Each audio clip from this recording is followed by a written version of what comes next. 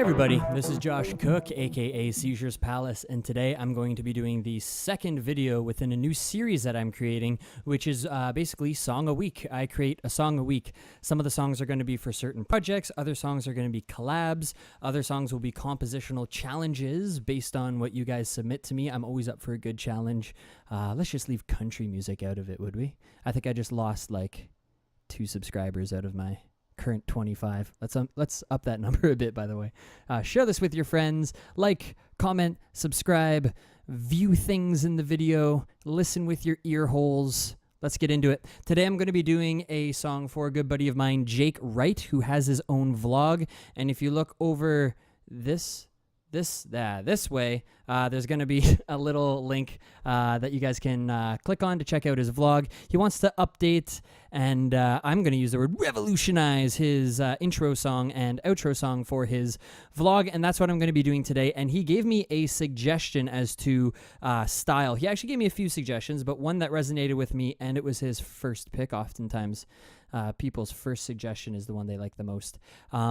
Is this band, Blue Sky Black Death. It says a lot in the title. I guess they're pretty versatile that way. I don't associate a blue sky with a black death, but hey, gotta love the power of contrast. The Era When We Sang was a song that he gave me. I'm going to show you a short little sample of that. I don't own the rights to this song. I'm not sampling it or anything like that. If anything, this is free promotion for Blue Sky Black Death. So here's a short sample of the song.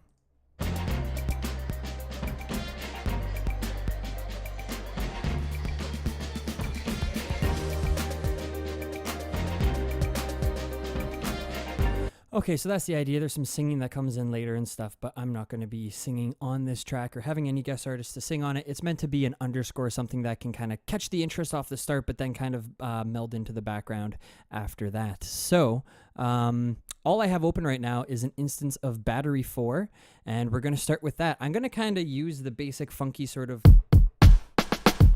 that sort of drum beat that they had going on and expand on that over time.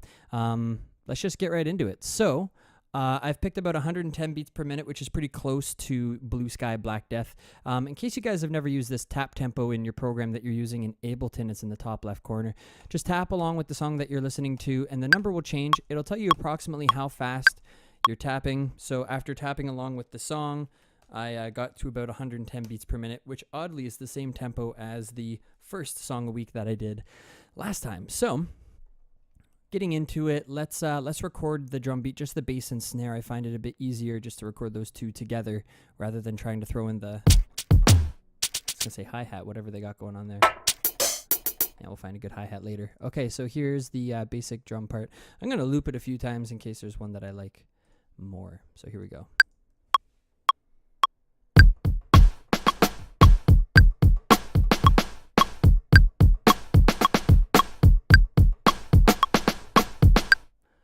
The second half kind of worked well for me. I'm going to work with something like that and dig into it a little bit.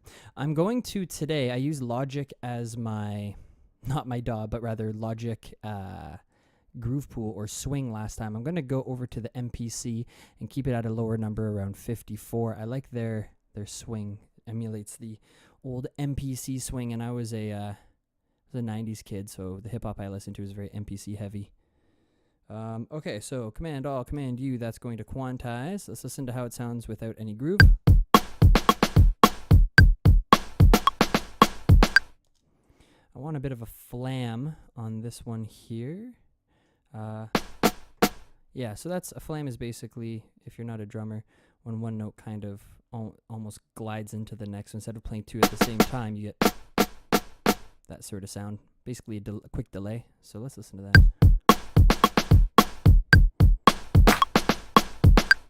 I didn't want that clap, though. Let's work with that. Oh, yeah. Okay, hold on. I kind of did have a bit of a flam going. Just want to mess with it a bit. There we go. All right, let's listen to that without the metronome. Good. I'm going to bring up the velocities or the volume of the bass drums. I'm selecting all of them. I'm holding Command, and before I click anything, I'm holding Command, and then I'm clicking any one of those and dragging up or down to move them all together. I want them all max volume. I want that bass drum to punch, but my snare can have some variation. Let's listen to what we have.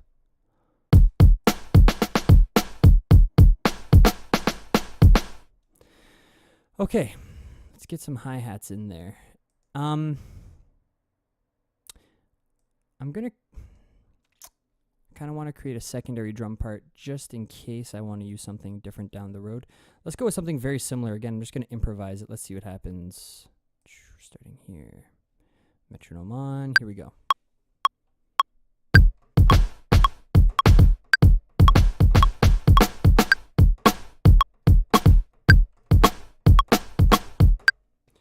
Probably use the second half of that. A little more pared down. Here's what we have.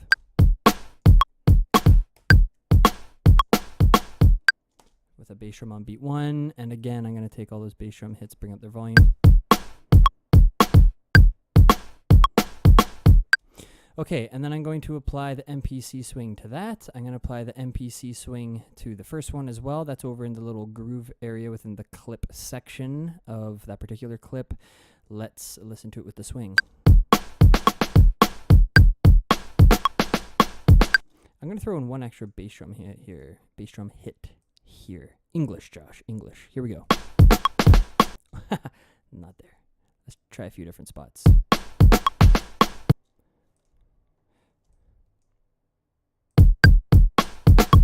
So we have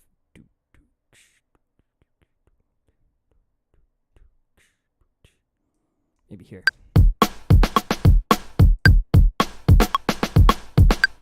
There we go. All right. So, and then every once in a while, I'll get rid of that first bass drum hit to give a nice little sort of delayed effect and then kick back in. I'm going to really separate these two parts, and I'll even name them drum 2 and drum 1. Down the road, I'm going to separate some of the different individual drums. You know what? Let's just do that now. Why not? So I'm going to create 2 MIDI tracks, and hey, this time you guys can see down in this area here, unlike the first video. So that's good. That's going to help with the external instruments and kind of explaining what's going on with those. So we have a bass drum, we have a snare. That's it for now. I'm going to bring in from my instruments an external instrument. I'm going to send it over to drums. Battery 1 is going to be fine for MIDI. It's all just going to be off MIDI 1. And I'm going to set it to 3 and 4. I'm going to duplicate that over to the snare, and I'm going to set it to 5 and 6. Going now over back into battery. Let's take a look. So we had, oh shoot, hold on. I had 2 snares. So let's just duplicate this and call this SNA 2. I didn't mean to delete that, but whatever. SNA 2. And why not? We'll make it SNA 1. Ah! There we go. All right. And I like yellow for drums. Let's go with yellow. So that means that this is going to be 5, 6, and we'll make this one here 7 and 8. Okay, so what do we have now? We have 3, 4, 5, 6, 7, and 8. I'm going back into battery, and I'm going to double check. We have this, this, and this. So that pad, this pad, and that pad. First one, I'm going to right-click, go output, and then I'm going to set it to 3, 4. Next one, output 5, 6. Next one, output 7, 8. Nothing too fancy. You might want to rewatch that a couple times if it's going a bit too fast for you, but I'm on a deadline. So here we go. You can see the individual battery hits, and now I can put on individual reverb onto each of these. I can use some of them for side chaining other instruments a lot easier without creating little triggers and stuff. And it's super easy. Just external instruments, kind of like what we did with Contact in the last video. It's all set to MIDI 1, though. That's kind of the only difference, I think. Which, that's a good thing, though, because then I can basically play the beat, and I'll see it all individually there. I don't have to worry about arming each track individually and recording the bass drum, then the snare, and then the second SNA, and all that stuff. So, let's just listen back again to what we have. That first hit didn't make a sound. Sometimes that'll happen. I'll just nudge it tiniest little bit. You won't really hear much of a difference, but just make sure that it plays. The thing is, like, even if I was to quantize that, it still doesn't play. I think that has to do with the MPC swing, moving it forward a little bit, because sometimes the swing will delay certain notes, or even every once in a while bring a note a little forward. So I just move it back the tiniest bit, and it basically cancels it out, so it kind of feels like it's right on the beat. Okay, I wrote down a few elements that I was hearing in that other song. There was some sort of arpeggiator and a really digital sounding intro. Not too worried about the intro quite yet, but yeah. So the way this works is these are going to be kind of like how we mix the drums, and then this is where we're going to see all the MIDI information together. The last thing I want to do is separate all the bass drum and snares into different MIDI channels. I just like to be able to see my drum beat all together like that. Everyone operates differently though. So let's go and create an instance of Contact. And I'm just going to kind of do some sound exploration. I do want to get one of the Native Instruments control keyboards at some point. So from what I understand, it's really great if you just want to quickly check out a certain timbre of instruments or like a certain type of instrument, even just like electric piano, organ, that kind of stuff, and just dial through and get some inspiration that way. I'm going to do the old school route and just kind of siphon through some of this stuff. So what do I have here? I have bass guitar, arpeggiator, hip-hop sort of drums. We kind of got the hip-hop drums started. Let's go with the bass guitar. I really like the Scarby bass amped. Let's go with, oh, come on, Fat. That just sounds fun. All right, a little Seinfeld action. I'm sure they don't want to hear that at Native Instruments. Let's go through and just check out. Punchy's a little too woofy sounding, we'll say. Rocky.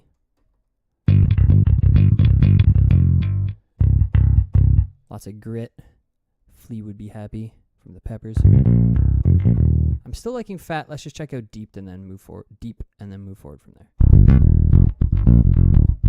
Too much fret noise for me for this song. Anyway, we're gonna go with Fat and play around with that. They did something kind of like something like that in terms of rhythm. So I'm gonna keep it simple without ripping them off. That's not the idea, but just kind of taking some elements of their style and we'll just say being influenced or being being influenced by it. But I'm not ripping them off, that's for sure. I don't want their sound. Don't be a second-rate Mozart when you can be a first-rate you.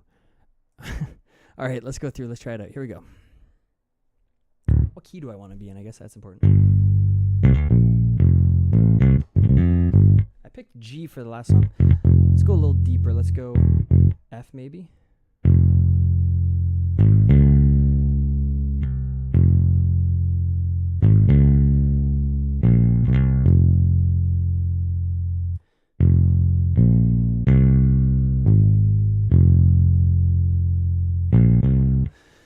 All right, this might take a few tries. Let's give it a shot from the beginning.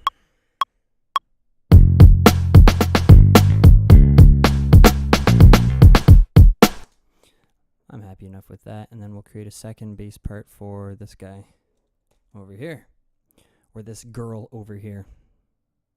Get with the times, Josh. Not all MIDI clips are male. In fact, none of them are. They're ones and zeros. All right, here we go.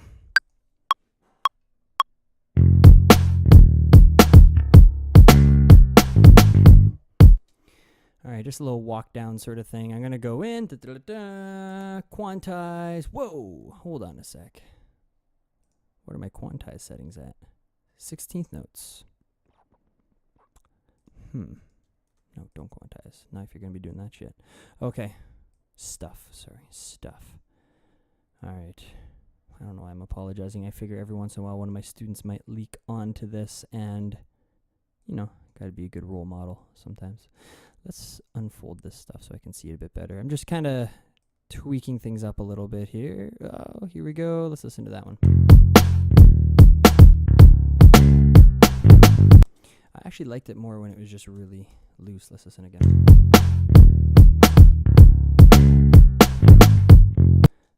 And that's good. One of the notes was a little quiet. This dee-dee, that fifth dee-dee-dee. This one here, but it seems like the velocity's up.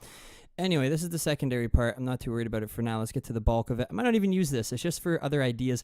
Also, at some point, I'm probably going to hit some pretty crazy CPU usage with instances of Contact and Battery and Massive and whatever other pretty powerful VSTs are working in the background. And with OBS, my screen capturing and webcam capturing program, it's going to get a little intense. So at some point, I might want to freeze and flatten the track, changing it into a WAV file. And at that point, I can't go back and change individual drum parts. So I like to come up with a few parts just in case down the line I want to bring in one of those other parts or chop something up, that kind of idea. Let's listen to what we have, and very important, oh so important, is the colors. It's not really that important, but once you get into it, it really does help with workflow, so you can see parts a lot easier. Because these are more for mixing, I'm going to collapse them, and let's listen to that.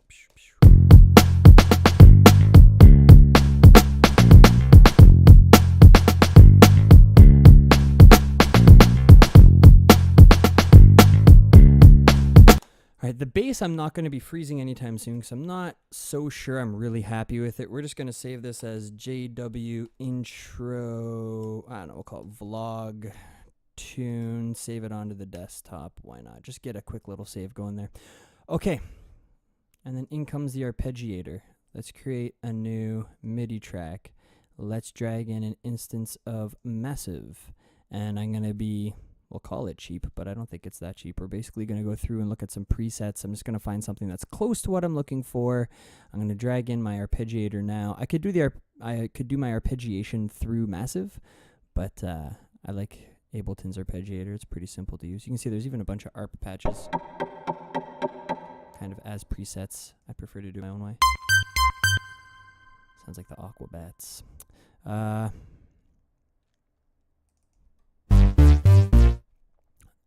Hold on, the arpeggiator is actually on. Let's go back for a second. I'll show you. This is how I waste time when I'm doing these videos. It's not the sound he's going for, but you can see there's...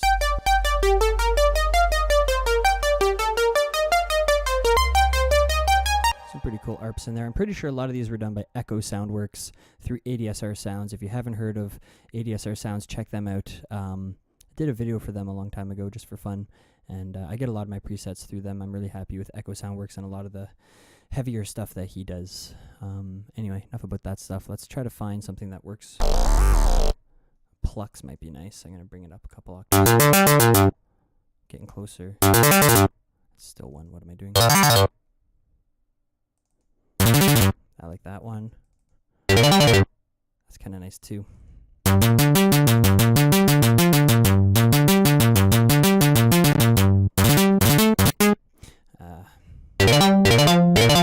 A little too video gamey. Let's go with Pluck 3 and try that one out. Okay, so I'm going to take the basic progression that we had.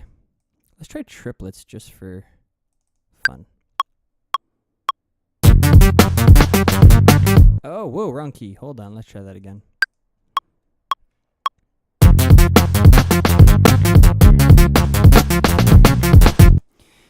All right, generally the harmony's there, but I'm not digging those triplets. That was just something to try out and see how it worked. Okay.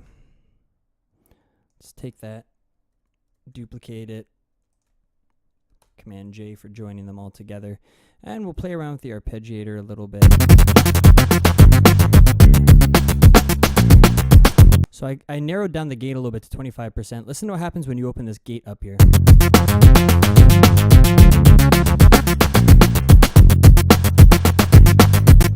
can be really fun to put a little bit of automation with that. So I'm going to put a node at the beginning and end and kind of open it up towards the middle.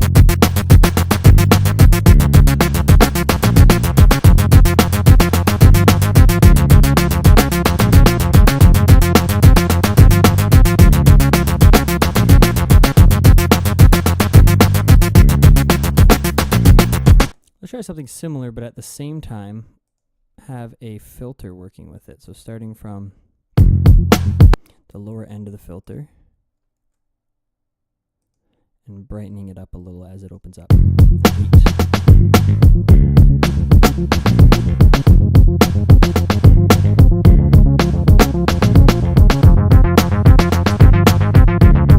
Yeah, I do want to open that filter up a whole lot more, basically all the way. Try that again.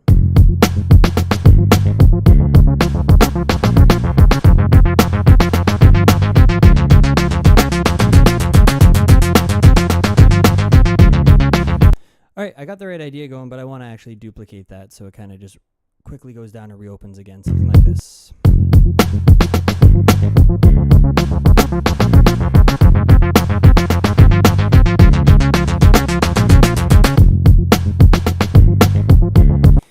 That's the idea. Remember, we're not in any mixing yet. We're still just in the composing stage. So there's so much I want to do to that bass guitar to bring it out more. It was really prevalent in the track that we were listening to before.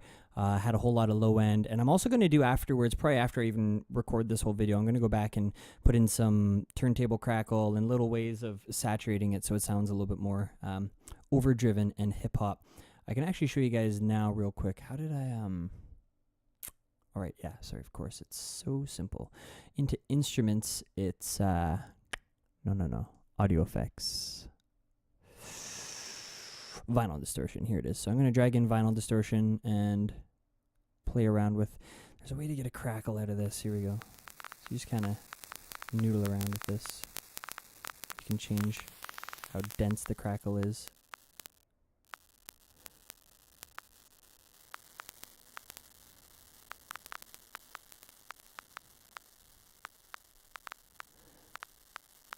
Anyway, I'm going to play around with that a little bit. I don't actually like the sizzle, but just the little turntable crackles. There's a way to get that. I'm going to play around with that later. But anyway, if you have Ableton, you're looking to emulate like vinyl sounds or whatever, your vinyl distortion is going to be a great way to do that. Turning it off for now, I'm just going to call it crackle, and I'll set that up more later. Going back here, we're calling this ARP. Let's listen again just to get some inspiration.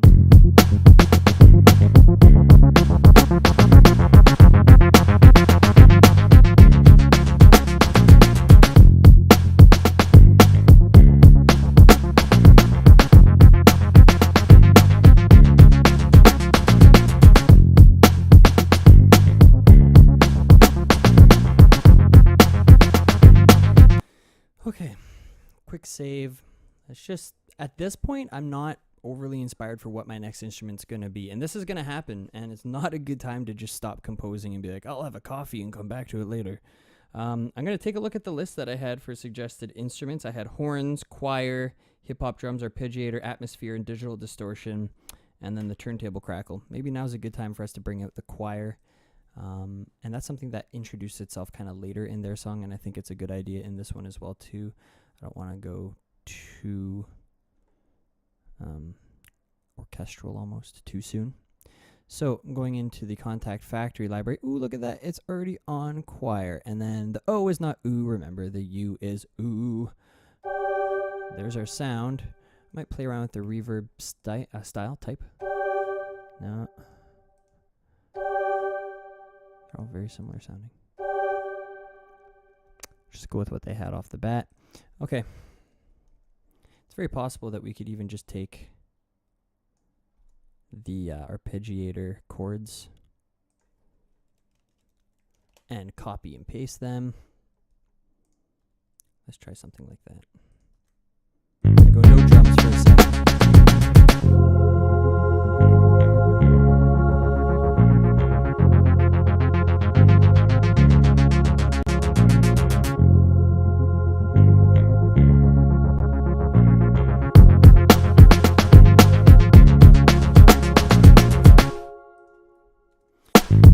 Okay, just trying to extend the song out. I'm going to drop the drums there a little bit. This isn't my intro either. I'm not going to start with that. I'm actually going to start with a bit more of an atmosphere. Let's dig into that. Why not?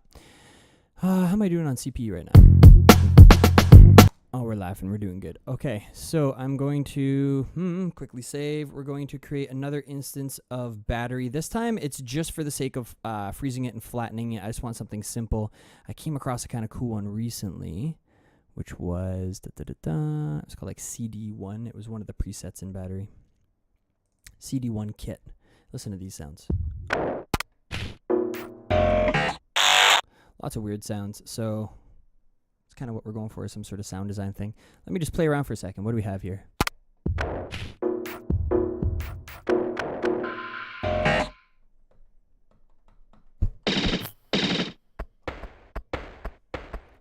Go with like a Battletoads sort of intro.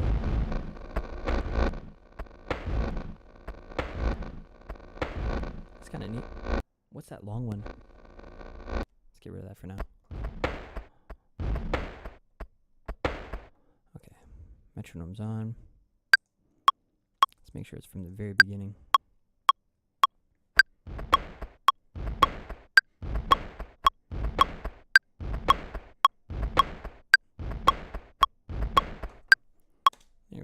So we got that. That'll probably be a good chunk of the intro there. Let's listen to that together.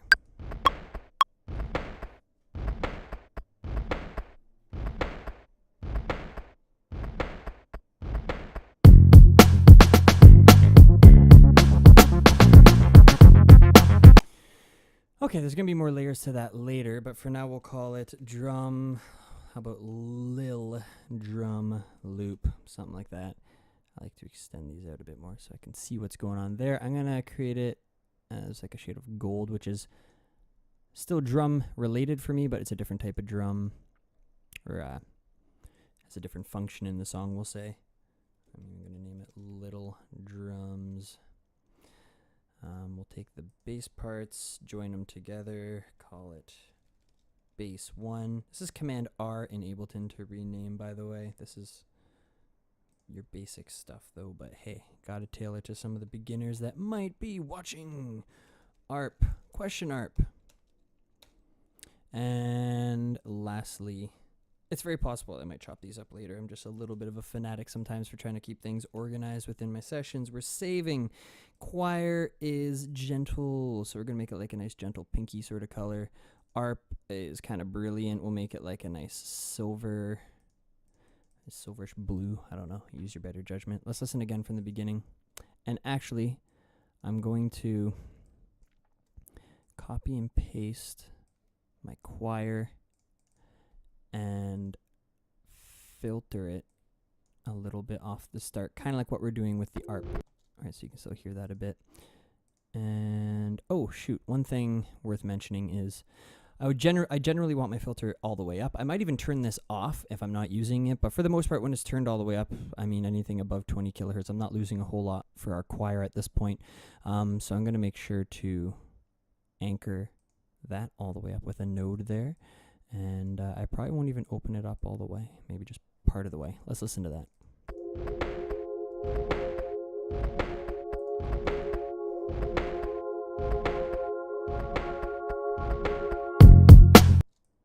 Let's do the classic, like really open it up last minute. If you hold Alt, I'm on a Mac, so but if you hold Alt and then move one of your lines here in between your nodes, then you can bend the automation. That's something new in Ableton 9, so you Ableton 8 users unfortunately won't have that. Let's check it out.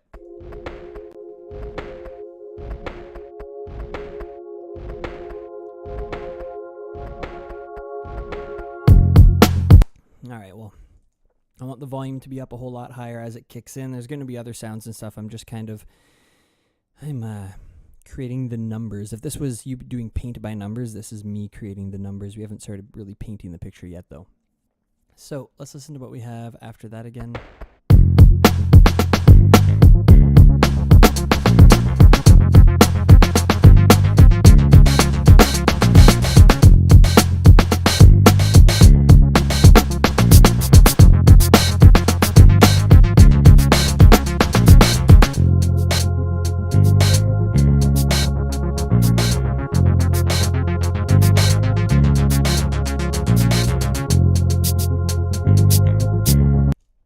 Try to create some hi-hats here. Let's listen from the beginning again.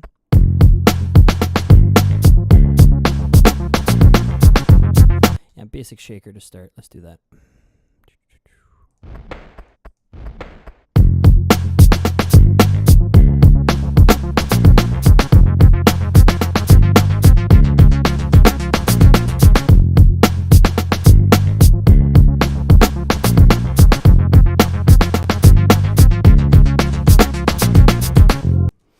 Gonna go every and.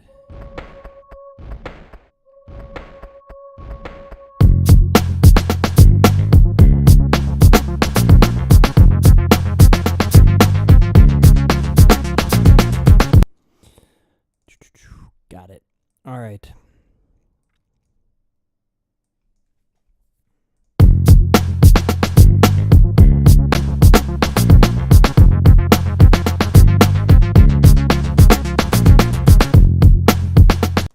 So that's just the shaker, and then I'd probably want to duplicate that. I'm just going to pencil in some hi-hat parts here.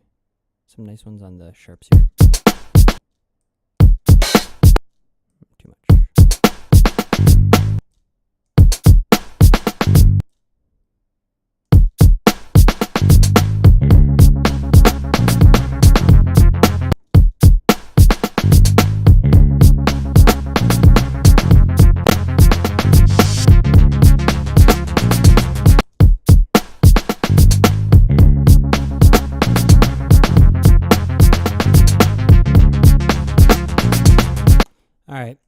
the beginning again one more time.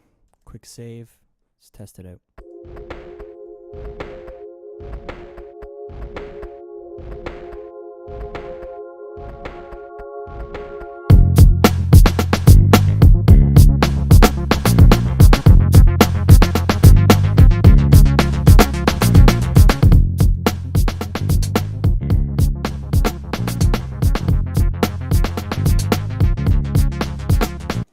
Just wanted to make sure I turn down all the volumes. If you shift click all these different instruments or different tracks up here, you can just at that point click any one of the volumes and then hit up or down on your keypad, or literally just drag them with your mouse and it'll move them all equally. So I was just making sure I wasn't redlining anymore. That's not very professional, Josh. Redlining, why would you do that? Well, it's just kind of all the basic presets are a little bit loud here and they're stacking a bit. So anyway, we're dabbling in some mixing, but not really. Let's check it out from here. I want to try something. I'm going to take some Redux and put it before my filter, because I do want my filter to affect the amount of Redux. I'm going to turn it to soft, and I'm going to gradually add some Redux as this part plays. And I don't even want it on when it's over here, so we'll make sure that that's turned off at that point. So I'm automating the on-off switch for the choir here. I don't want it to sound 8-bit. I'm going to try it on the first part. I don't even know how it's going to sound. We're just testing it out.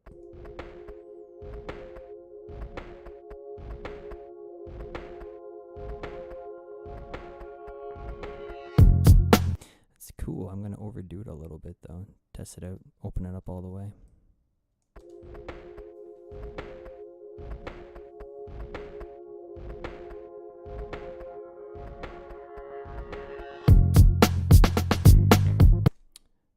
Neato. I'm gonna do it a little differently still.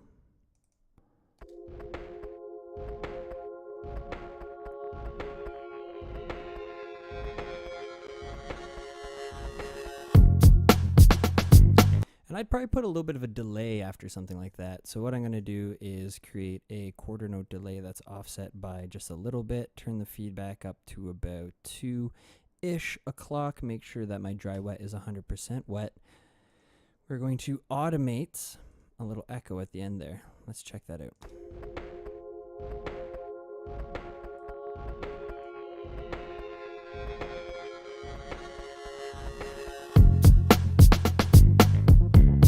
want to overdo it a bit more. I want to try something here.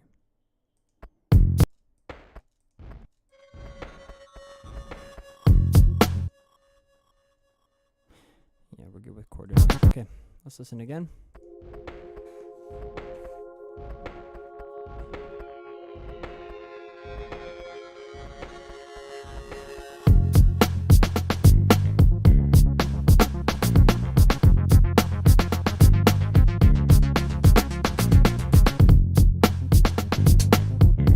That was weird. It almost sounded like it skipped a little. Let's listen to Uh-oh, that's why. Drum loop is not looping properly. It's a little bit too long when I duplicated it. All right. Ooh, on to the next thing. Keep things moving forward. How long are we into this? 34 minutes. Wow, you're still watching. Good job. Okay, so we're going over to horn shots. Ooh, this is very CPU intensive. Let's see what happens. A little save just to be sure. All right, at around this time, I'm going to flatten that little drum loop that we made. So first thing you do is you freeze, and then you flatten, and now magically it's a wave file, and it's not going to take up nearly as much CPU power, saving up a little bit of CPU for these horns. So we're over to our plugins, bringing in an instance of Contact again. Let's see if this computer can handle it. Not even the computer, it's just how Ableton talks with the computer sometimes. Let's go with I don't want a solo instrument. That's all they have, solo, eh? Yeah, fine. Okay, let's go. No, they don't just have solo. What's going on here? They just have solo? No. Performance. Oh, okay. I see. So if I just drag in the performance, that's the groups. If I go into the solo, that's individual instruments like trumpet or sax separately. Dun, dun, dun, dun, dun, dun, dun. This is definitely something I'm going to freeze and flatten. It is a beast. I want something very almost talk showish. I wish I used more of this stuff. I don't really use the horns a whole lot, but let's go brass section. Nice. So if you hit the keys pretty hard, it does a nice little sforzando. Let's try that.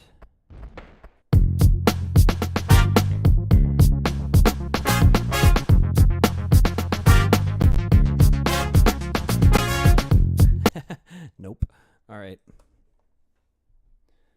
It's getting serious. He's moving his water. Bum, bum, bum. All right. Let's try it out again.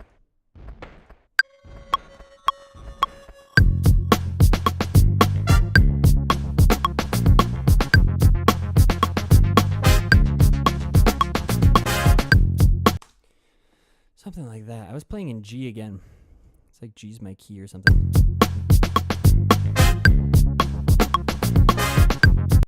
Okay, a couple things. I'm going to change the timing of that first shot. Dupa. Oh. Tighten it up a little.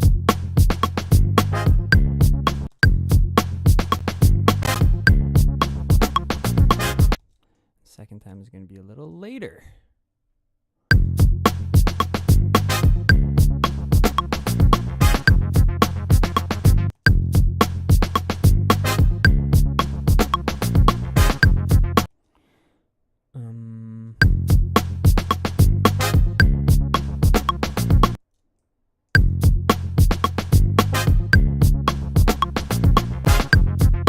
Yeah, just filling out the chord a little bit the second time, expanding it so it has a inner feel and then an outer sort of feel in terms of the not dynamic range, the pitch range between the different horns. Let's take that down in volume. It's a bit overpowering. All right, I might throw like a cool little tape delay or something on that. I'm going to, just for now, I'm going to freeze it. I'm going to, before I flatten it, what I would do at this point is save as a second version so I can go back to the same presets and all that yada yada. I'm going to flatten it though. I don't think I need much more than a couple little shots here and there. I may take this out in the end. We'll see what happens, but right now I have too many instances of high-powered VSTs open, so we are flattening it and again turning it into a wave. And what's kind of cool is, don't be misled by this little chunk right here. That's the reverb that's naturally coming from the VST. So if I wanted to duplicate this 5 times and then the very last time just have it trail off, you get that natural reverb. You can kind of duplicate it a couple times and then throw that reverb on at the end. You get the general idea. So save that little thing that looks useless because it's not useless. All right, let's listen through that.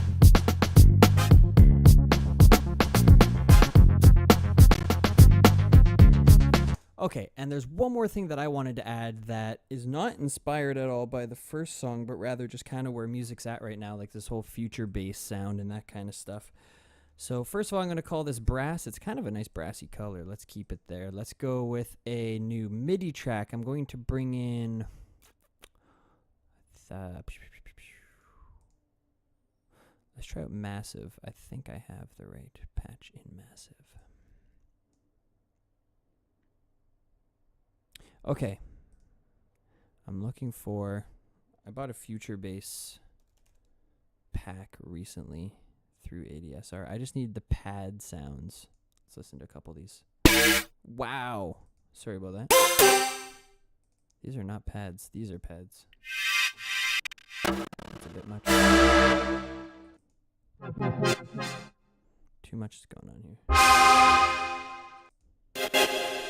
This seems like quite a bit's going on, but it might work perfectly for what I need. I'm just going to cheat. I'm going to bring in the exact same chord progression in the same octave. I might change these octaves later once I'm mixing. I get a better idea for where I want to put each thing in terms of their octave. Sometimes that happens in the composition stage, sometimes in the mixing stage. Right now, for the sake of being quick with you guys, I'm just going to kind of do the quicker version. So this is going to be our pad, and I'm going to change this name to as well to pad. And all right, so here's the future bass trick, so to speak. I'm going to drag in an auto filter. I'm going to set the side chain to be commanded from the bass drum. We'll just go post effects. And sometimes I set this up differently. Like, it's important to play around with both of these two high pass, low pass options and where your frequency range is and the envelope as well too. Those three things in tandem are going to give you that future bassy sort of sound. Right now, to really show you what's going on, I'm going to solo drums, solo the pad. Let's listen to it. And it's going to take me a second to hear it as we go, so give me a minute. CPU starting to get a little intense.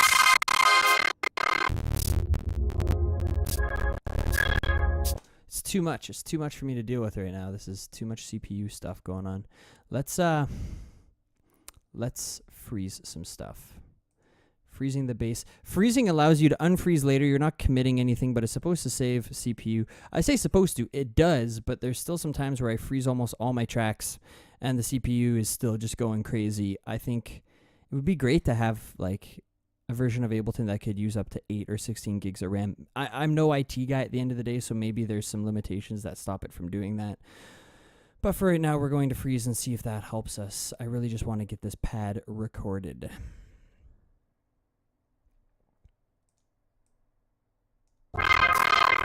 Oh, come on. See, this is what I'm talking about. What's this shit? This is stupid. Try freezing the drums. It can't be frozen because of the external instruments. Great.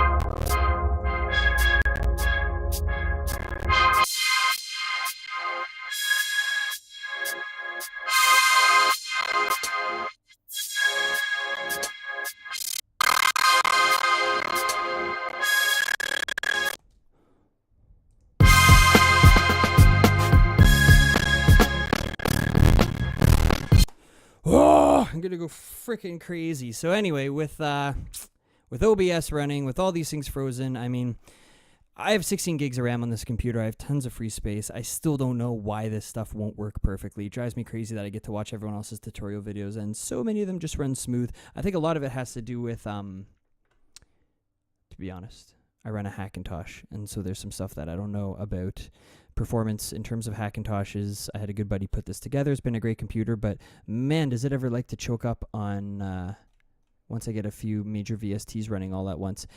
Anyway, I'm not really going to be adding too many more parts to this. It's more just going to be rearranging and a little bit of mixing. So you get the general idea. I'm going to try this one more time. We'll see what happens. I don't want to end on a really embarrassing note though, but hey, it might happen. Who knows? Let's check it out.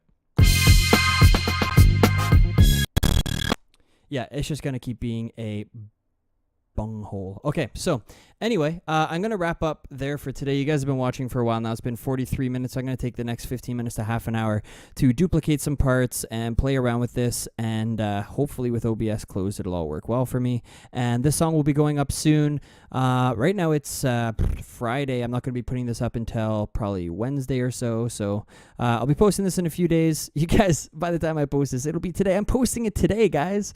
Anyway, one more time, this is Seizures Palace, a.k.a. Josh Cook. Don't forget to subscribe, like, comment. If you're going to rip on me for having the end of this tutorial video be really glitchy, make sure you do that down in the comment section down below, because that's going to make you feel a lot better, I'd imagine. So anyway, that's it for today. And if you guys have any compositional challenges for down the line or any suggestions that you want to see in terms of composition that I do within this series, please do mention it within the comments. I will be looking for that kind of stuff, and you might even get a little bit of a shout out in one of the videos.